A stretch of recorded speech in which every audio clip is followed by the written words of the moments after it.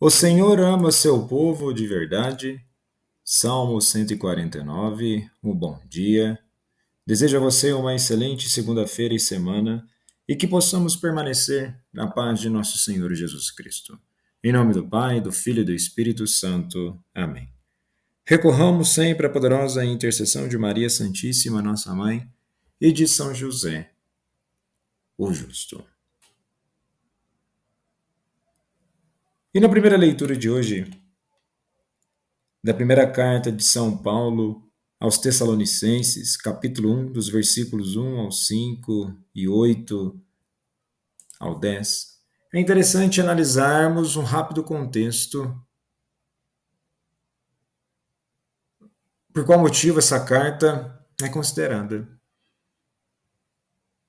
Ela é vista como um dos textos mais antigos do Novo Testamento, escrita por volta do ano 50 e 51, e Paulo a dirige a uma comunidade jovem, recém-nascida na fé, situada em Tessalônica, cidade portuária estratégica da Macedônia, uma região muito próxima da Grécia.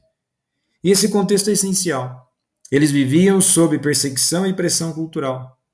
Confessar Cristo significa ir contra os cultos imperiais e as práticas religiosas pagãs da cidade, correndo riscos econômicos, sociais e até de vida. E Paulo inicia nos versículos 1 ao 5 com ação de graças. Damos sempre graças a Deus por todos vós. E esse tom não é formalidade, mas teologia. A igreja nasce e vive da graça de Deus, não de um esforço meramente humano. E no versículo 3, há três virtudes que são destacadas, ecoando a primeira carta a Coríntios, capítulo 13, do versículo 13.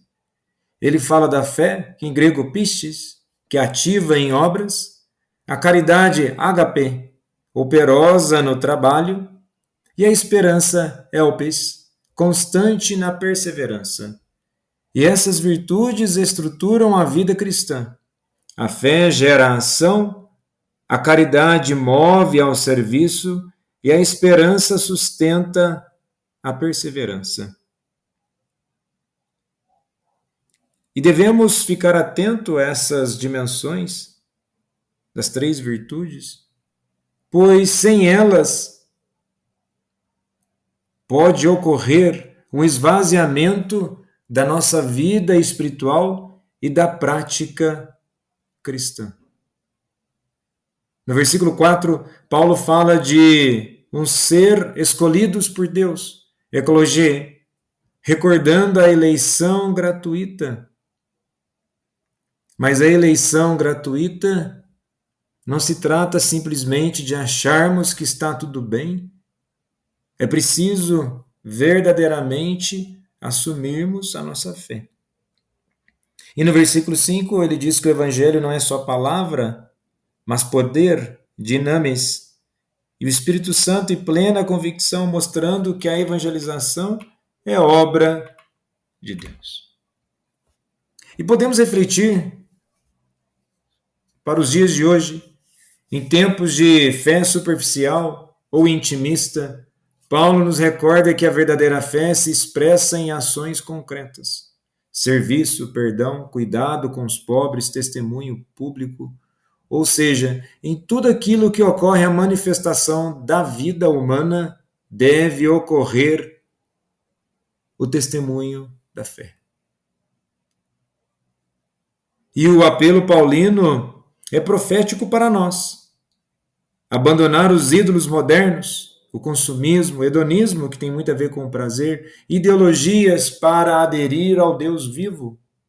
E aderir ao Deus vivo, nós não podemos ficar restritos a uma fé intimista, a qual unicamente nós buscamos nos preencher, trazendo uma autossatisfação de práticas piedosas e esquecendo de uma dimensão maior do reino de Deus que não se fecha, ele se expande. E expandir é trazer a dimensão da fé para os vários campos da vida, em todas as esferas que nós vamos habitar em nossas vidas. E no evangelho de hoje, em Mateus capítulo 23, dos versículos 13 ao 22, é conhecido como o discurso das acusações, ou os 7 ais contra os escribas e fariseus. Jesus está em Jerusalém, já próximo da paixão, e denuncia publicamente líderes religiosos que, em vez de conduzirem o povo a Deus, o oprimiam com cargas pesadas e um culto vazio. E esse discurso é duro, mas não é apenas uma crítica social. É um ato profético que expõe a falsidade para libertar e conduzir o povo à verdade. E no versículo 13, o que é dito? Ai de vós, escribas e fariseus hipócritas. O termo grego hipocritai não indica apenas falsidade moral, mas o ator que encena um papel sem vivê-lo. Eles fecham o reino dos céus, ou seja, não entram nem deixam os outros entrarem. A religião deles é exclusivista, controladora, baseada em poder e não serviço. É uma religião de encenação, a qual não traz o testemunho, e nesse sentido, não trazendo testemunho, já está vazia daquilo que temos como 3 virtudes da primeira leitura: fé, caridade e esperança.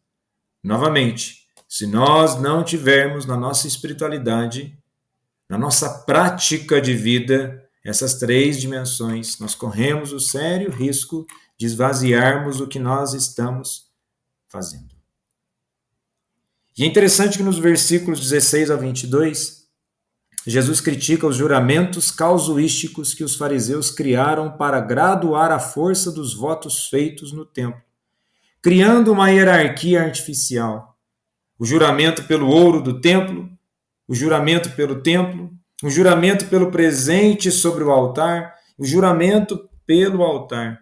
E isso distorce a verdadeira relação com Deus e transforma o culto em um jogo legalista. E a partir desse jogo legalista surge uma hipocrisia religiosa. Uma dimensão de controle, uma dimensão de status. E tais juramentos casuísticos na tradição judaica, devemos entender que o juramento era algo sério. Até hoje, você jurar por alguma coisa é sério. Infelizmente, nos dias de hoje, até a palavra de um juramento é banalizada, mas aqui no caso implicava invocar o nome de Deus. E o casuísmo rabínico criava brechas legais, relativizando a verdade do que Jesus denuncia como cegueira espiritual. Jesus não denuncia para condenar, mas para libertar. E ele nos chama a sair da fé de aparências, dos jogos de poder, para viver a verdade do Evangelho. Um culto que nasce do coração, uma liderança que serve e não se serve, uma comunidade que abre portas para todos, refletindo o rosto do Pai que acolhe. A nossa função é abrir, apontar para o caminho e que a graça de Deus possa operar na vida daqueles aos quais nós possamos dar o testemunho. Nós não temos uma fé legalista ao qual nós temos que ficar mensurando se a pessoa está tendo a fé correta ou não. Nós não podemos ter um sistema de honra e vergonha, uma fé mais ou menos, ou uma fé X ou Y. Simplesmente nós temos que se colocar no papel de testemunho. Aqueles a que Jesus denuncia, que traziam muito com si elementos, achando que aqueles elementos eram a causa de salvação, muito pelo contrário. Causava um distanciamento, e esse distanciamento, a hipocrisia. E que possamos verdadeiramente nos aproximarmos de Deus com uma fé sincera, caridosa, e que se coloca a serviço.